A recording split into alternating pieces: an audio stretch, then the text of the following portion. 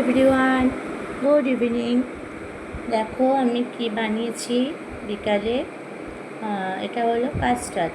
এতে আছে সাবুটা আমি প্রথমে ভিজিয়ে রেখেছিলাম, তারপর একটু সেদ্ধ করে নিয়েছি।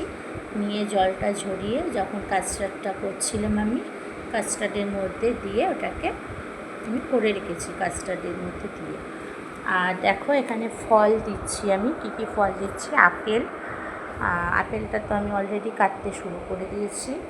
আর দেব আঙুর, একটা আম দেব, একটা কলা দেব, আর এখানে আছে কিশমিশ আর কাজু, আর আছে এটা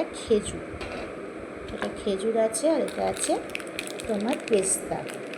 তা এই দিয়েই আমি করব আজকের কাস্টার্ডটা। চলো আমি এগুলো কেটে নিই, তারপরে আবার তোমাদের দেখাচ্ছি। দেখো বন্ধুরা, আমি সব ফলগুলো কেটে মিক্স করে নিয়েছি। নিয়ে একটা বাটিতে আমি ঢেলে নিয়েছি। তোমরা আগেই দেখেছো যে কড়াইয়ের মধ্যেই ছিল কাস্টার্ডটা করা। তো ফ্রুটসগুলো মিক্সিয়ে আমি বাটির মধ্যে একটা ঢেলে নিয়েছি, কারণ যেহেতু ওপরে তোমার ড্রাই ফ্রুটসগুলো দেবো, দিয়ে একটা গার্নিশ করব। তো কড়াইতে তো দিয়ে ভালো লাগবে না, সেই জন্য বাটিতে আগে ঢেলে নিয়ে আমি ড্রাই ফ্রুটসগুলো দিয়ে গার্নিশ করে নিয়েছি। তো ওই হলো দেখো কাস্টার্ডটা কেমন হয়েছে দেখতে। তোমরা একটু কমেন্টস করো, লাইক করো, আর একটা শেয়ার করে দিও। থ্যাংক ইউ বন্ধুরা, বাই।